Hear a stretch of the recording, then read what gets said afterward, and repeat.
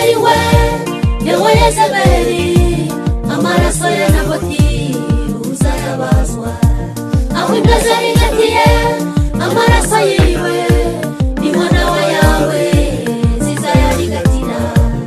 Uzagwa ku gasozi ubure gihamba, yewe Yezebeli we uteye agahinda.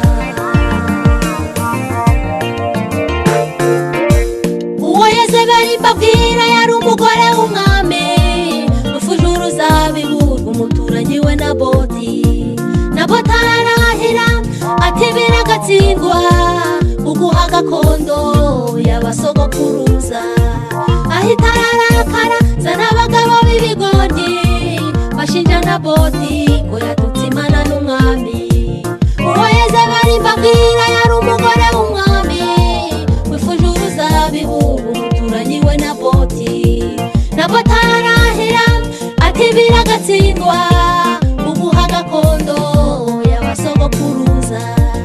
Ahita ararakara zana abagabo b'ibigoryi bashinja Naboti ko yatutse Imana n'umwami.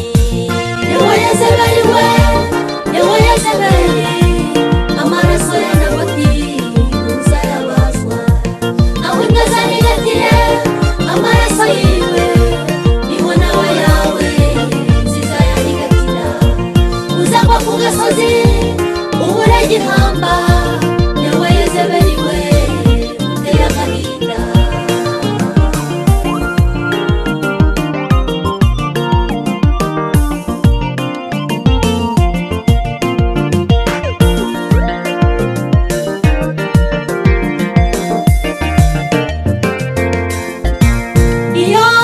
Iyo biteye agahinda, bafashe Naboti uwo mwanya bahita ko bamwica.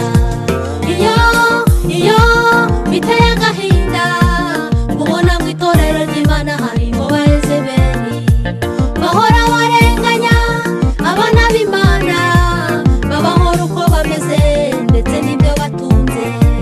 Iyo biteye agahinda, bafashe Naboti uwo mwanya bahita ko bamwica. Iyo biteye agahinda, ubona mu itorero ry'Imana harimo ba Yezebeli bahora barenganya abana b'Imana, babahora uko bameze ndetse n'ibyo batunze.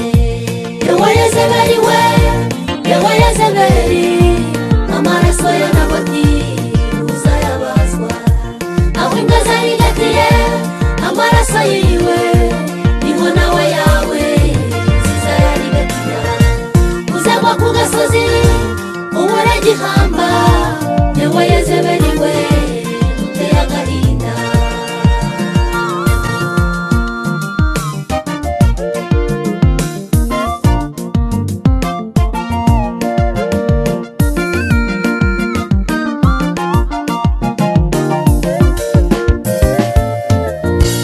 Yewe mwene data, reka ishyari ryawe, reka ubugome bwawe, utazamera nka Yezebeli. Ureke kurenganya ubwoko bw'Imana, witwaje yuko warushije icyubahiro.